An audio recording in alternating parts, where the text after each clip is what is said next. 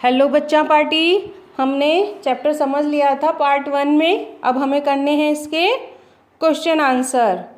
तो करते हैं। 9 क्वेश्चन तक मैंने आपको फर्स्ट पार्ट में करा दिया था और 10 क्वेश्चन मैंने आपको बोला था आप खुद करेंगे। किया आपने? किया तो वेरी गुड। और मैंने यहाँ आंसर भी दिया है। चलो मिला लेते हैं।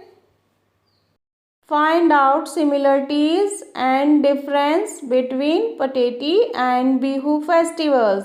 पटेटी और बिहू फेस्टिवल्स में आपको डिफरेंस और जो सिमिलरिटीज़ हैं यानी समानताएं और अंतर हैं वो बताना है। पहले हम सिमिलरिटीज़ देख लेते हैं। In both festivals people wear new clothes and enjoy with each other. दोनों फेस्टिवल्स में ही लोग नए नए कपड़े पहनते हैं और इन्जॉय करते हैं एक दूसरे के साथ। नेक्स्ट है प्रिपेयर डिशेस। अच्छी अच्छी डिशेस बनाते हैं, व्यंजन बनाते हैं। Next they visit each others house. एक दूसरे को विश करने एक दूसरे के घर भी जाते हैं। Next give gifts to each other. एक दूसरे को उपहार देते हैं। Both festivals are celebrated for new year. दोनों ही जो त्यौहार है वो नए साल की खुशी में मनाए जाते हैं। अब इन दोनों के अंदर जो डिफरेंस है वो हम देख लेते हैं।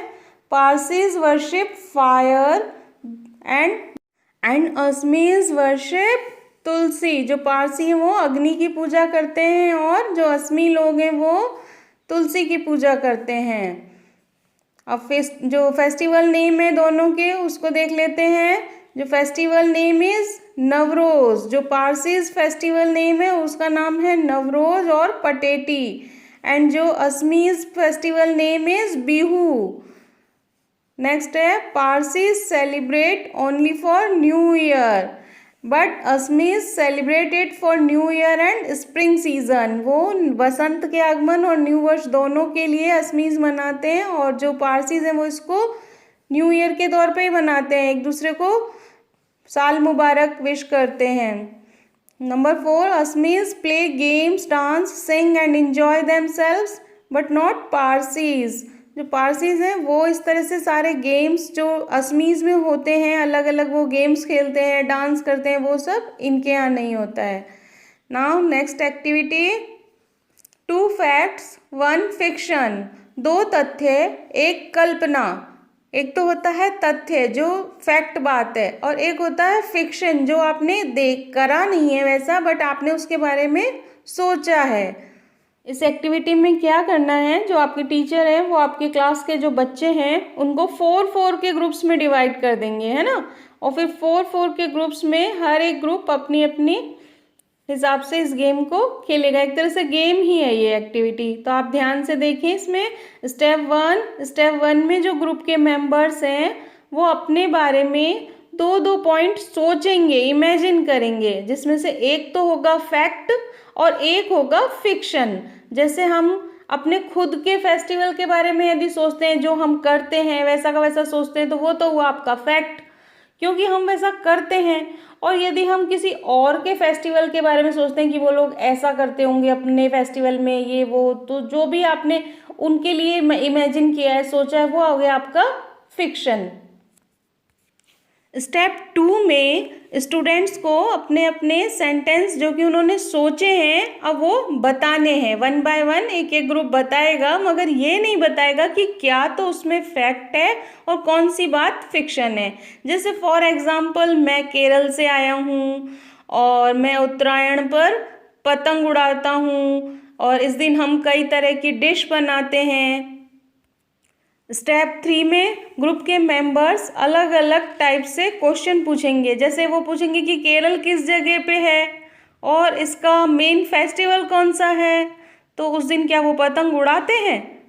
नेक्स्ट फिर स्टेप 4 अब ग्रुप के मेंबर्स ये अनुमान लगाएंगे कि कौन सा जो सेंटेंस है वो तो फिक्शन है और कौन सा फैक्ट है। जैसे कि ऊपर उन्होंने कहा कि मैं केरल से आता हूँ और उत्तरायण पर पतंग उड़ाता हूँ, तब उत्तरायण पर पतंग तो साउथ में तो नहीं उड़ाई जाती है, नॉर्थ इंडिया का फेस्टिवल है ये, तो इसलिए पतंग उड़ाने वाला जो सेंटेंस है वो हो गया fiction.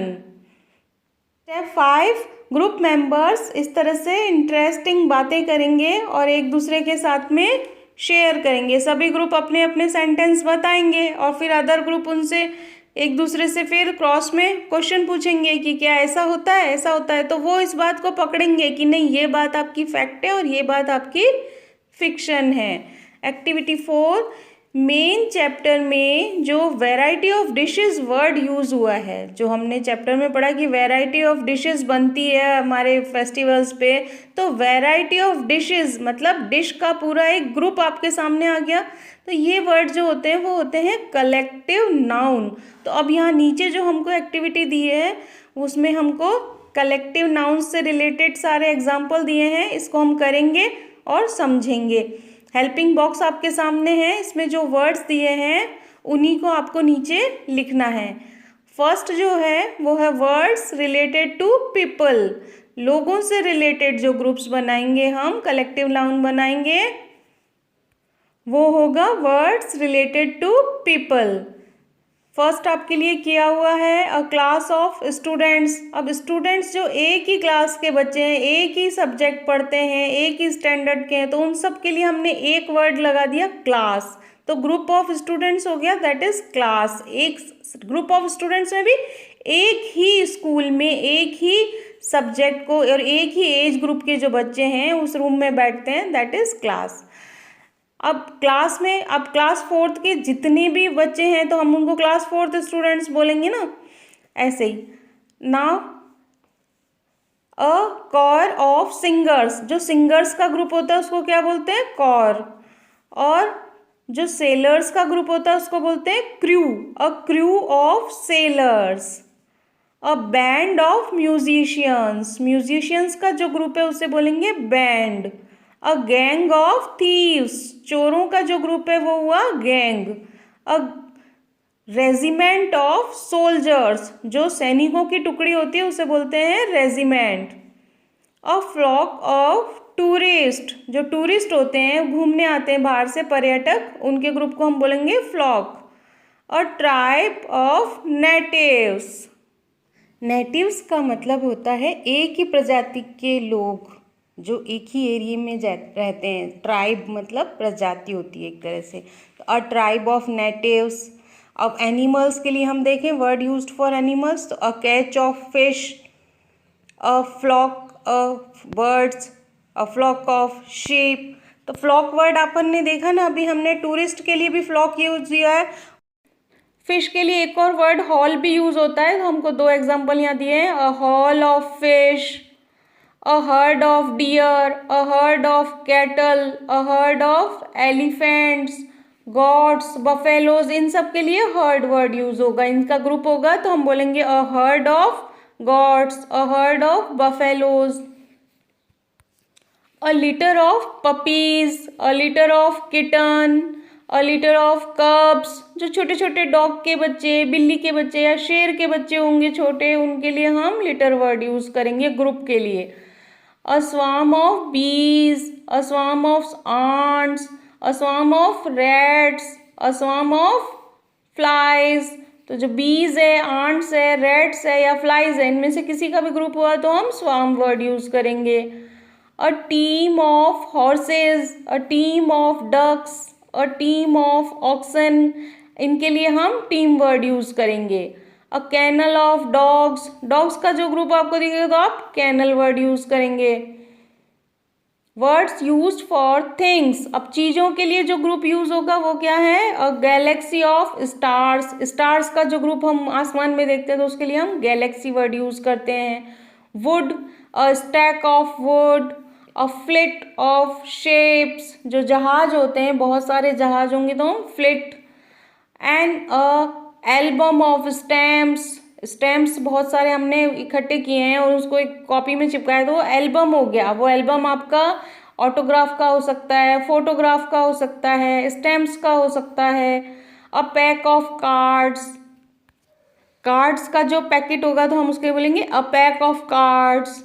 A bouquet of flowers, flowers का जो पूरा झुंड हम बनाएंगे तो उसको बोलेंगे bouquet. A bunch of keys, keys इकट्ठी होंगी तो उसको हम बोलेंगे bunch. A range of mountains, mountains की जो पूरी कतार हमें एक साथ दिखती है तो हम उसके लिए वर्ड यूज़ करते हैं रेंज। ये थे आपके कलेक्टिव नाउन, माना पूरे ग्रुप के लिए एक वर्ड जो यूज़ किया जाता है वो आपका कलेक्टिव नाउन कहलाता है। अब आपको उत्तरायण के ऊपर लिखना है, उत्तरायण फेस्टिवल के बारे में। The festival of Uttarayan is marks the day winter begins to summer. जब सर्दियों के दिन ख़त्म होने लगते हैं और समर स्टार्ट होता है तो उत्तरायण को हम मानते हैं according to the Indian calendar, India के कैलेंडर के हिसाब से। This day is considered to be one of the most important harvest day in India. जो भारत में किसानों के लिए ये बहुत मोस्ट इम्पॉर्टेंट डे है। Many cities in Gujarat organise kite competition between their citizens where the people all compete with each other. Gujarat में बहुत से शहरों में इस दिन काइट कंपटीशन रखा जाता है। जो वहाँ के सिटीजन्स हैं, वहाँ पे रहने वाले लोग हैं, वो एक दूसरे के साथ एक प्रतियोगिता करते हैं, compete करते हैं। During the festival local food such as undhiya, a mixed vegetable including yam and beans, chikki and jalebi made by my mom. इस फेस्टिवल के दिन क्या क्या बनता है? ऊंधिया बनता है, चिक्की बनती है, जलेबी बनती है। We enjoy that day with flying kites. और हम इस दिन को कैसे मनाते हैं? फ्लाइंग काइट्स, पतंग उड़ाकर। नेक्स्ट जो पैराग्राफ है उसमें आपको वर्ब की पास्ट टेंस लगानी है और कंप्लीट करना है। जो ये पूरा पैराग्राफ दिया है इसको आप रीड करो और वर्ब की जो पास्ट टेंस होती है वो आपको लगानी है। ये पूरा ग्रामर का आ गया है आपके लिए। ग्रामर में वर्ब में हर एक वर्ब की 3 फॉर्म होती है, जैसे go, went, gone. Festivals indeed not only add का हो जाएगा added colour to our routine life but they also rejuvenated our lives with new zest, energy and love for life. Festivals are a means of preservation and transmission of our rich cultural heritage from generation to generation and included values and morals in lives. Festivals are of various kinds such as religious, national, cultural, historical, social traditions, customs and based on some beliefs and legends. Festivals are usually taken as a time for enjoyment, but there are some festivals which are celebrated to pay tribute and homage to the sacrifice of great martyrs or some religious significance. Example, Good Friday, Muharram, etc.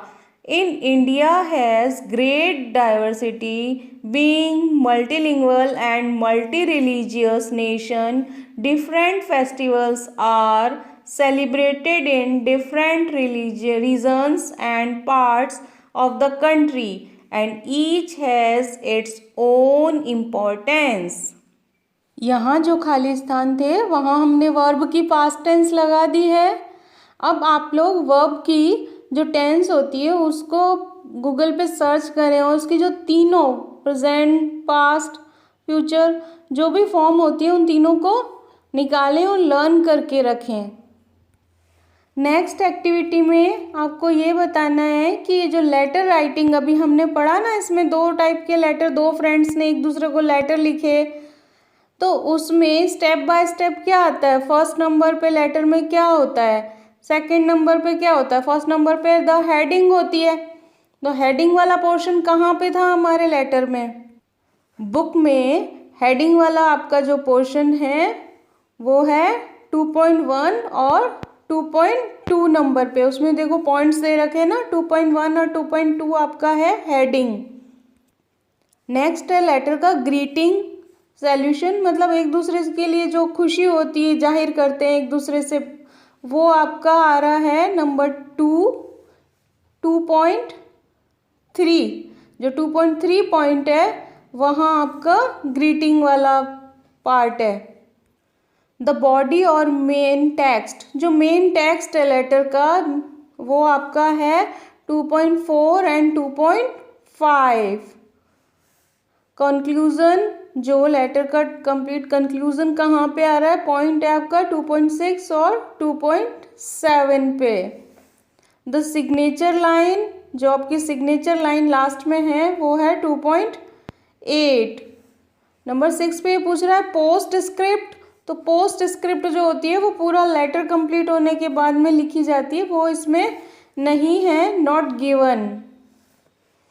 Okay, activity 6 देखते हैं। यहाँ पे हमको Parsi sweet dish जो है रवा, वो कैसे प्रिपेयर होती है और उसके क्या क्या इंग्रेडिएंट्स हैं, वो सारे इंग्रेडिएंट्स की हमको लिस्ट दी हुई है, वो देखना है। एक हेल्पिंग बॉक्स ये दे रखा है हमको, इसमें ये जो वर्ड्स हैं वो हमको इस पैराग्राफ में, ये जो पूरा कन्वर्सेशन दे रखा है दो फ्रेंड्स का, शीला और मीना, ये दोनों फ्रेंड्स हैं। तो मीना के पास शीला आती है और वो उसको रवा बनाना सिखाती है कि कैसे रवा बनाते हैं। ओके, तो देखिए हम इसको, इसमें इंग्रेडिएंट्स क्या क्या दे रखे हैं। 7 litre fresh creamy milk, 1 kg रवा या सेमोलिना, 1.7 kg शुगर, 1.5 kg घी, 1.5 tablespoon cardamom powder, 1.5 tablespoonful nutmeg powder और 2 tablespoon, मतलब 2 टीएसपी हो गया आपका, बिल्कुल जो छोटी चम्मच होती है ना वो, टेबल स्पून में तो आपका होता है बड़ी चम्मच, और 2 टीएसपी में हो गया आपका वनीला एसेंस, जो छोटी चाय वाली चम्मच होती है वो। 5 ग्राम पिस्ताचोस, 100 ग्राम आलमंड्स, 150 ग्राम चारोली, 300 ग्राम सीडलेस रेजिन्स किशमिश, 1.5 litre water, 1 pink rose, 4 table spoon घी। पहले हमने घी वैसे अलग ले लिया है, 1.5 kg घी जो लिया है वो तो हमको सूजी को सेकने के लिए चाहिए। जो रवा है सेमोलिना है वो क्या होती है, सूजी होती है, उसको हमको घी में सेकने के लिए हमने घी अलग लिया है। और यहाँ नीचे जो 4 टेबल स्पून घी लिखा है वो किस लिए लिखा है, ड्राई फ्रूट्स को रोस्ट करने के लिए, घी में आप उनको थोड़ा फ्राई कर सको इसलिए। शीला यहाँ मीना को क्या सिखा रही है, रवा बनाना, पारसियों की जो डिश है रवा वो सिखा रही है। अब हम इसको रीड करते हैं, अच्छे से आप लोगों को सुनना है, बीच बीच में ये जो खाली स्थान दिए हैं वो हमको इस बॉक्स में से लेके भरना भी है, तो अब आप ध्यान से सुनेंगे। Sheela, hi dear, how are you? Meena, I am fine, thank you. How are you? Sheila, I am also fine. In our last meet, you had asked me about Parsi sweet dish recipe rava. Please make note of the procedure of preparation. First of all, boil pistachios and almonds separately. Now remove their skin and slice them. Finally, place a large plate bottomed vessel on slow flame and combine ghee and रवा in it. पहले जो उसने रवा बनाने की preparation में क्या बताया है, उसने कहा है कि पहले जो पिस्ता और बादाम है उसको बॉईल करके और उनका स्किन हटाना है, मतलब उनको छील लेना है, छिलका उतारना है, और घी और सूजी को मिक्स करना है।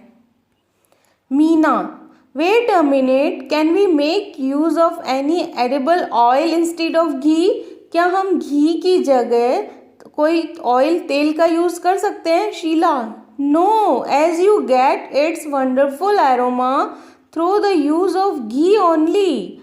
अगर तुमको इसकी अच्छी सी खुशबू चाहिए तो केवल घी ही यूज़ करना है। Now cook the rava till it has observed all the ghee. अब रवा को कब तक चलाते रहना है, मतलब गैस पे हमको उसको हिलाते रहना है जब तक कि वो पूरा घी ऑब्जर्व ना कर ले। Stirring continuously, cook till the रवा हैज़ अटेन्ड आइवरी कलर। जब रवा सीखते सीखते आइवरी कलर में आ जाएगा, ऐड वाटर एंड शुगर, तब उसमें शुगर और वाटर ऐड करना है।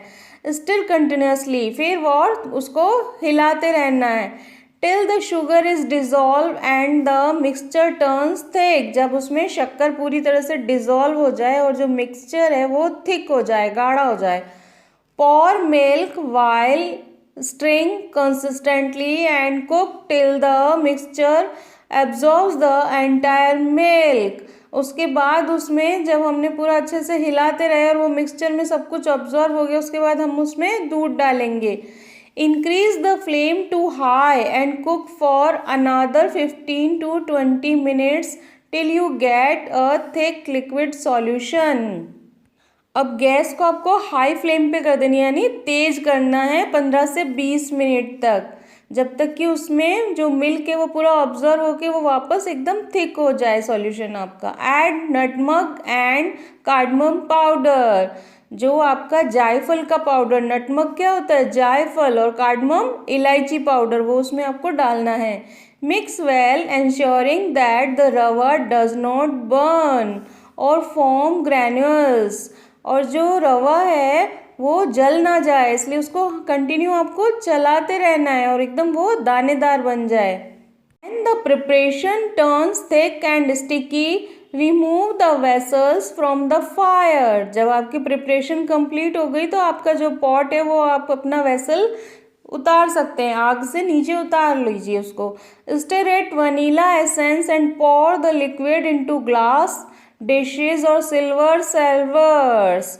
फिर आप उसको क्या मिलाएंगे उसके अंदर, जो अपने वनीला एसेंस है वो पूरे में हिला देंगे डाल के, और उसको ग्लासेस में डालेंगे, और फिर उसको जो सिल्वर सैल्वर्स क्या होती है, जो चांदी की वर्क होती है, उससे आप उसको सजाएंगे। Place a small frying pan on fire and heat 4 tablespoon ghee. फिर आप एक छोटा फ्राइंग पैन लेके उसमें 4 चम्मच जो घी आपने अलग लिया है वो डालेंगे।